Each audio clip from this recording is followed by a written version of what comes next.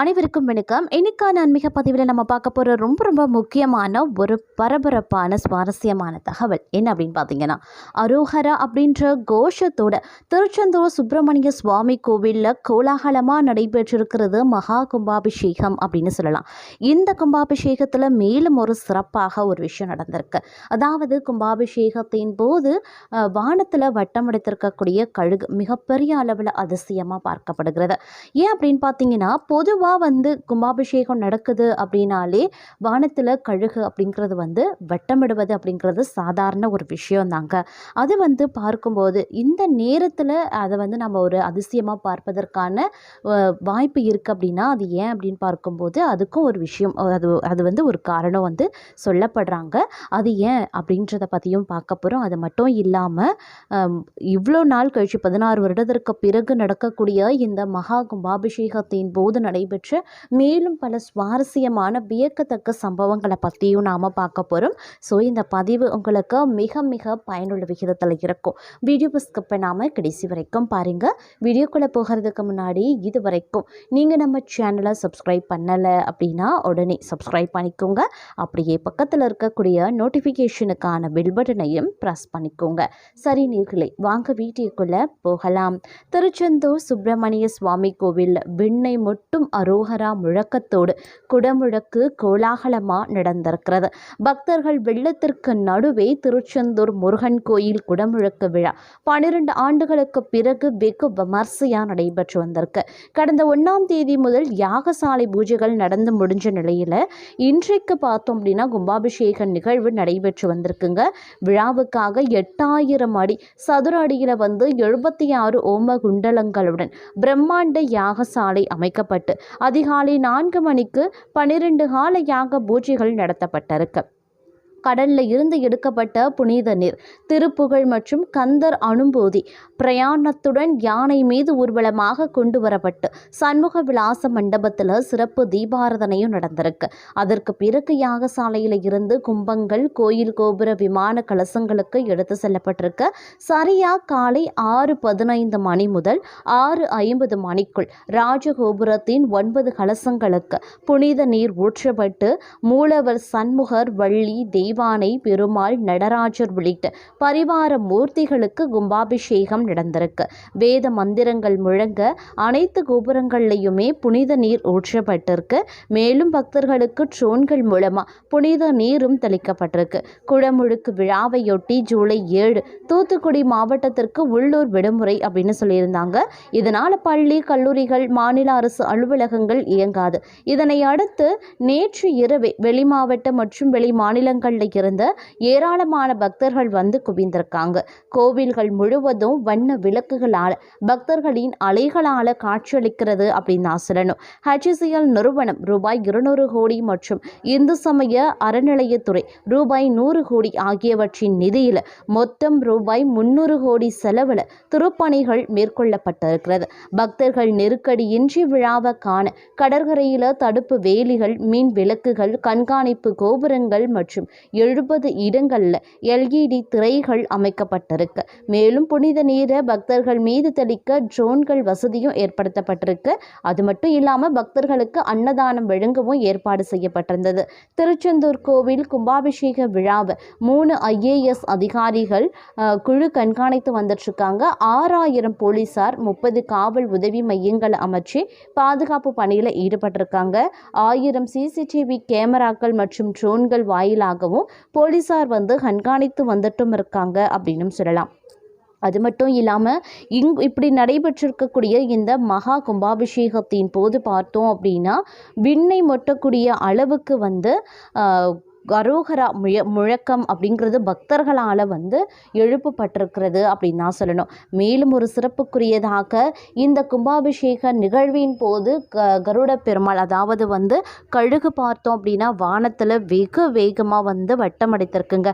பொதுவாக கும்பாபிஷேகம் நடக்குது அப்படின்னா வானத்தில் கழுகு வட்டமிடணும். அப்போ தான் அந்த கும்பாபிஷேகம் அப்படிங்கிறது மிகப்பெரிய நன்மையை இந்த உலகத்திற்கும் பக்தர்களுக்கும் அது ஏற்படுத்தும் அப்படின்னு சொல்லுவாங்க. பெரும்பாலும் நிறைய விஷயங்களில் நிறைய கோவில்களில் பார்த்தோம் அப்படின்னா கும்பாபிஷேகத்தின் போது கருட பெருமான் கழுகு வந்து வானத்தில் வந்து வெட்டமடிக்குங்க. அதே மாதிரி திருச்செந்தூர் முருகன் கோவில்லையும் கும்பாபிஷேகத்தின் போது கழுகுகள் வந்து வட்டமடித்திருப்பது அப்படிங்கிறது மிகப்பெரிய அளவில் வந்து அதிசயமாக பார்க்கப்படுகிறது. ஏன் அப்படின்னு பார்த்தீங்கன்னா கருட பெருமானினுடைய அருள் ஆசியும் கிடைக்க பெற்ற பக்தர்கள் முருகப்பெருமானினுடைய பரிபூரண அருளையும் பெற்றதுனால கந்தனுக்கு அரோகரா அப்படின்ற கோஷத்தை எழுப்பி ஆரவாரத்துடன் விண்ணை மொட்டக்கூடிய சத்தத்துடன் முருகப்பெருமானை வந்து தரிசனம் பண்ணியிருக்காங்க அப்படின்னு தான் சொல்லணும். இந்த குடமுழுக்கு விழாவில் பார்த்தோம் அப்படின்னா 10 லட்சத்திற்கும் அதிகமான பக்தர்கள் வந்து கலந்து கொண்டு சுவாமி தரிசனத்தை மேற்கொண்டிருக்கிறாங்க. மக்களுடைய பாதுகாப்பிற்கு நிறைய ஏற்பாடுகள் முன்னேற்பாடுகள் செய்யப்பட்டிருக்கிறது அப்படின்னும் சொல்லலாம். அது மட்டும் இல்லாமல் இந்த மகா கும்பாபிஷேகம் பார்த்திங்க அப்படின்னா மிக வெகு விமர்சையாக நடைபெற்றிருக்கிறது அப்படின்னு தான் சொல்லணும். தமிழ் கடவுள் முருகப்பெருமானினுடைய அறுபடை வீடுகளில் ஒன்றாக திகழக்கூடியது தாங்க திருச்செந்தூர் சுப்பிரமணிய சுவாமி கோவில். சுமார் 16 ஆண்டுகளுக்கு பிறகு மகா கும்பாபிஷேகம் கோலாகலமாக நடந்து முடிஞ்சிருக்கு.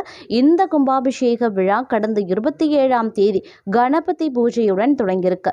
இதை தொடர்ந்து கடந்த 1ஆம் தேதி முதல் கோவில் உள்பிரகாரத்தில் மூலவர், பார்வதி அம்மாள், கரியமாணிக்க விநாயகர், வள்ளி அம்பாள், தெய்வானை அம்பாள் ஆகிய தெய்வங்களுக்கு யாக பூஜைகளும் நடந்திருக்கு. அதன்படி பார்த்தோம் அப்படின்னா நேற்று காலை 10ஆம் கால யாகசாலை பூஜையும் மாலையில் 11ஆம் கால யாகசாலை பூஜையும் மகா தீபாராதனையும் நடந்திருக்கு. இன்று அதிகாலை 12ஆம் கால யாகசாலை பூஜை நடந்து முடிந்திருக்கு. இந்த விழாவின் சிகர நிகழ்ச்சியான மகா கும்பாபிஷேகம் இன்று காலை 6:15 மணிக்கு மேலே 6:50 மணிக்குள்ள ராஜகோபுர கும்பகலசங்களுக்கு மகா கும்பாபிஷேகம் நடந்து முடிந்திருக்க நிலையில் கருடபெருமான் வட்டம் அடித்ததும் பெரும் அரிய நிகழ்வாக பார்க்கப்பட்டு வருகிறது அப்படின்னும் சொல்லலாம். விண்ணை பிளந்த பக்தர்களினுடைய அரோகரா முழக்கத்துடன் மந்திரங்கள் ஓதி மகா கும்பாபிஷேக விழா வெகு விமர்சையாக கோலாகலமாக நடந்து முடிஞ்சிருக்கிறது. பக்தர்கள் எந்தவித நெருக்கடியும் இல்லாமல் கும்பாபிஷேக விழாவை கண்டு ரசித்திருக்காங்க. தொடர்ந்து பக்தர்கள் மீது ட்ரோன்கள் மூலமாக புனித நீரும் வந்து தெளிக்கப்பட்டிருக்கிறது அப்படின்னு நான் சொல்லணும். இந்த கும்பாபிஷேக விழாவில் பார்த்தோம் அப்படின்னா தமிழ்லையும் பார்க்கும்போது மந்திரங்கள் வந்து முழங்கப்பட்டிருக்கிறது அப்படின்னும் சொல்லலாம். ஏன்னா எல்லாம் பொதுவாக வந்து சமஸ்கிருதத்தில் தான் வந்து மந்திரங்கள் வந்து ஓதி இந்த மாதிரி கும்பாபிஷேகத்தை வந்து நிறைவு செய்வாங்க. இருந்தாலும் இந்த திருச்செந்தூர் முருகர் கோவிலில் வந்து சமஸ்கிருதம் மற்றும் தமிழ்லையும் பார்த்திங்க அப்படின்னா மந்திரங்கள் ஓதப்பட்டு கும்பாபிஷேக விழா வந்து வெகு விமர்சையாக வந்து நடந்து முடிஞ்சிருக்கிறது அப்படின்னு நாங்கள் சொல்லணும். அது மட்டும் இல்லாமல் இன்றைய காலகட்டத்தில் பார்த்தோம் அப்படின்னா ராஜ கோபுரத்தில் இருக்கக்கூடிய சிற்பங்கள் அப்படிங்கிறது வந்து மிகப்பெரிய அளவில் வந்து நம்மளை ஈர்க்கிறது அப்படின்னு நான் சொல்லணும். ஏன்னா திருச்செந்தூர் அருள்மிகு சுப்பிரமணிய சுவாமி கோவிலில் 27ஆம் தேதி குடமுழுக்கு விழா நடைபெற்று முடிந்திருக்கக்கூடிய நிலையில் பார்த்தோம் அப்படின்னா இதனை முன்னிட்டு கடந்த 2 ஆண்டுகளுக்கு மேலாக ரூபாய் 300 கோடி மதிப்பீட்டில் பெருந்திட்ட வளாக பணிகள் வந்து நடந்துட்டு வந்து தற்போது பார்த்தா மகா கும்பாபிஷேகம் நடந்து முடிஞ்சிருக்குங்க. இந்த பணிகளில் பார்க்கும்போது திருக்கோயில், ராஜகோபுரம், கலசங்கள், கோயில் வளாக பணிகள் அப்படின்னு பல்வேறு பணிகள் நடந்து வந்திருக்க நிலையில் தற்போது திருக்கோயிலினுடைய ராஜகோபுரத்தில் திருநீறு வர்ணம் பூசப்பட்டு அதற்கு மேலே செம்பு வர்ணத்தில் ஒரு வேல் வைக்கப்பட்டும் இருக்கிறது. பக்தர்கள் மத்தியில் பெரும் வரவேற்பை பெற்றிருக்கிறது அப்படின்னும் சொல்லலாம். தற்போது ராஜகோபுரத்தில் வர்ணம் பூசப்பட்டிருக்கிறதுனால கோபுரம் மிக மிக பழமையான சிற்பங்கள் மிகவும் தத்ரூபமாகவும் அழகாகவும் காட்சியளித்திருக்கிறது.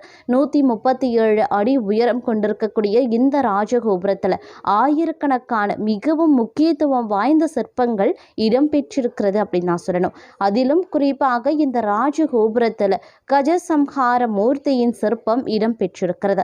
இந்த கஜசம்ஹார மூர்த்தி என்பது யானை ரூபத்தில் வந்த அரக்கனை சிவபெருமான் அடிப்பது போன்று அமைக்கப்பட்டிருக்கிறது. மேலும் பைரவர், சந்திரசேகரர், பிரதோஷமூர்த்தி, பிரம்மா, கஜேந்திர மோட்சம், காளி, மேலகணங்கள் சிற்பங்களும் இடம்பெற்றிருக்கிறது.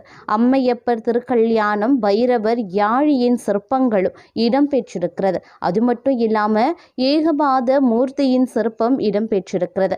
அதிக அளவில் கோபுரங்களில் லிங்கோத்பவரின் சிற்பங்கள் தான் இடம்பெற்றிருக்கும். ஆனால் அதற்கு பதிலாக ஏகபாத மூர்த்தியினுடைய சிற்பம் இடம்பெற்றிருப்பது சிறப்பு வாய்ந்ததாக பார்க்கப்படுது. மேலும் ஆண்டிகோலத்தில் இருக்கக்கூடிய முருகன், நடராஜர், மகிஷாசூர மர்தினி, பிச்சாண்டனார், முனிவர்கள் தவம் இருப்பது போலும், முனிவர்கள் அன்னம் சாப்பிடுவது போலும் இந்த கோபுரத்தில் சிற்பங்கள் இடம்பெற்றிருக்கிறது. முனிவர்கள் இல்லாமல் ராஜ கோபுரங்கள் கிடையாது. ஆனால் முனிவர்கள் அமர்ந்து அன்னம் சாப்பிடுவது போல இந்த கோபுரத்தில் இருப்பது மிகவும் சிறப்பு பெற்றது அப்படின்னு சொல்லலாம். அதனால தான் தற்போது திருச்செந்தூர் முருகன் கோவிலுக்கு வரக்கூடிய பக்தர்களுக்கு 3 வேளையும் உணவு வழங்கப்பட்டு வந்துட்டு இருக்கு. அது மட்டும் இல்லாமல் இன்னும் எண்ண முடியாத அளவுக்கு, பார்த்து ரசிக்கக்கூடிய அளவுக்கு இந்த ராஜகோபுரத்தில் சிற்பங்கள் அமைக்கப்பட்டிருக்கு. கோயிலுக்கு வருகை தரக்கூடிய பக்தர்கள் சிறிது நேரம் செலவிட்டு ராஜகோபுரத்தில் இருக்கக்கூடிய சிற்பங்களை ரசித்தும் செல்லலாம்.